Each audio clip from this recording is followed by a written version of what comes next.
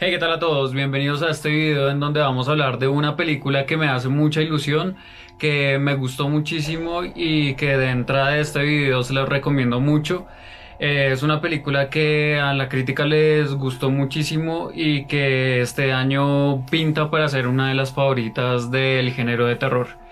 Entonces, no siendo más, empecemos con esta reseña y empecemos a hablar de Censor. This depiction is dangerous. Come on, Enid. I'm cutting it. Censor es la nueva película con la que la nueva directora Prano Bainenbold busca introducirse en el mundo del terror. Es la ópera prima que la va a hacer debutar en el Festival de Sitges. Es una película inquietante, es una película que lleva un descenso de la pesadilla, lleva al terror psicológico en un estilo de pánico, terror, slasher, con una característica muy al estilo de Video Nasty de los años 80. De hecho, la película está muy referenciada en todo este culto a las películas de VHS, a toda esta corriente vintage que se ha generado en los últimos años y que el género del terror ha bebido mucho de estos años para poder vender. Al parecer es lo que está vendiendo últimamente y lo que está de moda, por así decirlo. Les cuento más o menos de qué va esta película. En 1985, una videocensora que se llama Enid busca proteger a su público de las atroces escenas que se hacen en diferentes películas de terror, que son bastante grotescas, y hay una cultura popular dentro de la película que hace referencia también a lo que sucedió en los años 60 y 70, de censurar toda esta parte gráfica de las películas de terror, porque pensaban que esto hacía que las personas tuvieran problemas mentales, que asesinaran a personas, que tomaran impulsos de matar a otra gente. Entonces esta videocensora, que se enorgullece de que su trabajo sea pulcro, censurando todas estas películas, recortando todas estas escenas para que entren en una categoría más familiar, por así llamarla, se mete en un caso en donde un video le hace recordar su hermana desaparecida, y que recientemente la hermana le avisaron a ella que la declararon muerta por desaparición. Entonces esta mujer se mete en una historia totalmente lisérgica, una historia que en cierto momento pasa de ser real y hace un salto hacia lo ficticio. Entonces el sentido de ver de protección de esta censora se transfiere al querer buscar a su hermana desaparecida, y al parecer una película que dentro de su trabajo la hace recordar absolutamente todo y la mete en una historia que termina siendo totalmente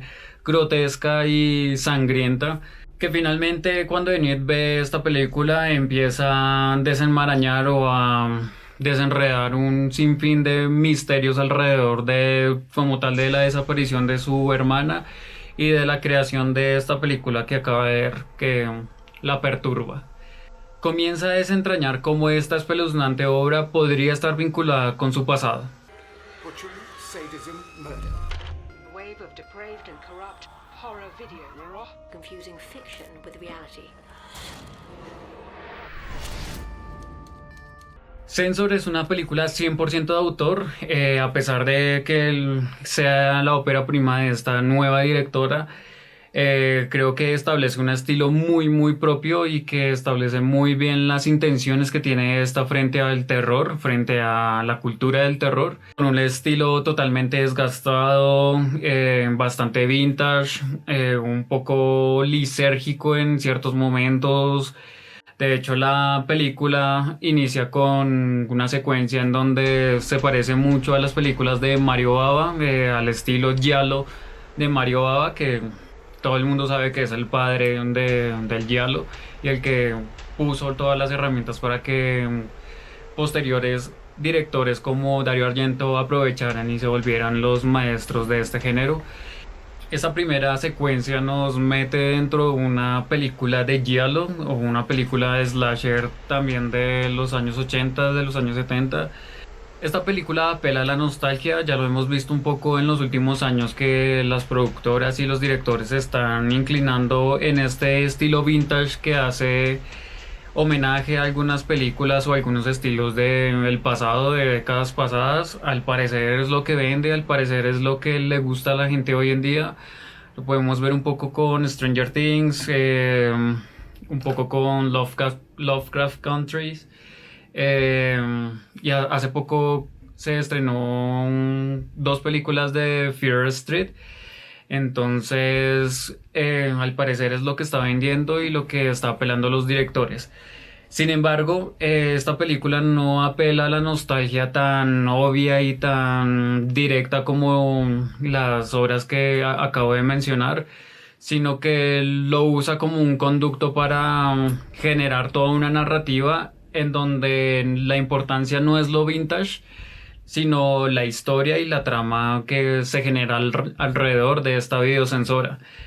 Entonces no es un producto 100% comercial ni melcochudo como estas películas de Fear Street y Stranger Things, que busca adornar todo con nostalgia y con referencias a películas pasadas, sino busca generar una narrativa a través de este espacio en el tiempo. Entonces se crea una película que, a pesar de tener como los tropos de las últimas películas y productos que han salido, termina saliéndose un poco de este y generando una película más interesante que vender nostalgia y que dar momentos alusivos a ciertas películas, que de hecho la película internamente hace sus parodias, sus homenajes a diferentes películas como Holocausto Caníbal y ese tipo de películas. De cierto modo es una nostalgia rara, es una nostalgia un poco como lo que se siente al ver Mandy, esta película que es bastante rara, lisérgica, con un estilo de video bastante desgastado, que parece de VHS pero no lo es, generando una especie de nostalgia rara que se enfoca más en los personajes y en la historia y menos en la parafernalia de mostrar un estilo de los 80s o neón o pulp. There's this actress. I've got this feeling that's Nina. My sister. Esta película toca un tema bastante interesante dentro del cine y dentro sobre todo del cine de terror, y es la censura, la controversia de censurar una película hasta el punto de volverla family friendly o dejarla con las escenas suficientes para que entre en una categoría mayor de 15 años o mayor de 18 años y no entre nunca en la categoría R, que es la que menos vende supuestamente. Es una realidad que se vivió en los 80, es una realidad que creo yo que se sigue viviendo hoy en día. Obviamente no con la censura directa hacia las escenas gráficas de sangre o de mutilaciones, que obviamente sí se va a censurar y sí tiene un impacto en el mercado y en cómo se distribuye esta película, sino un poco en la censura o en la autocensura que tienen los directores al crear personajes estereotípicos y personajes para una inclusión de minorías. Entonces, si una película no tiene esta inclusión, pues pasa a ser una película que no es actual.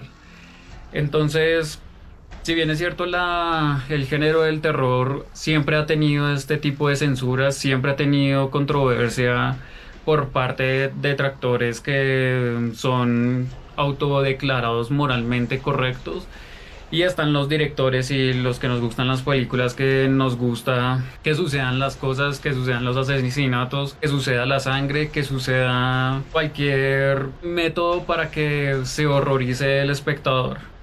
A pesar de que esta película recoge todo esto y logra plasmarlo de una manera muy efectiva y muy concreta y bastante minimalista, no necesita contar una historia con diálogos, sino muestran noticias, muestran la decisión de un jefe de los censores. Logran conjugar toda esta parte histórica con una subtrama o una trama alternativa, que es la historia de esta censora que se le perdió su hermana o desapareció su hermana, y termina combinando estas dos cosas en una sola historia que es bastante sólida, es simple pero que funciona y que lo va llevando a uno en una historia bastante interesante que al final, definitivamente al final creo que es lo más interesante de esta película. Sin embargo, toda esta trama que les digo termina absorbiendo a la trama principal.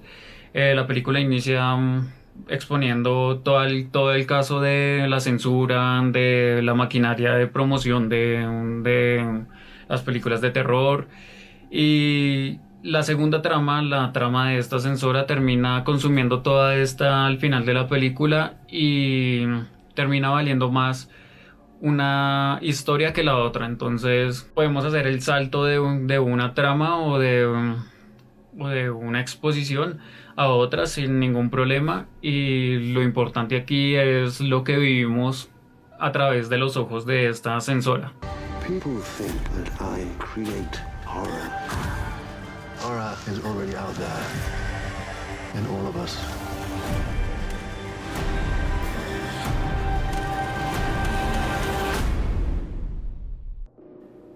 Tiene un ritmo un poco lento, ya lo hemos venido viendo con películas británicas o películas de corte más artesanal o más de autor.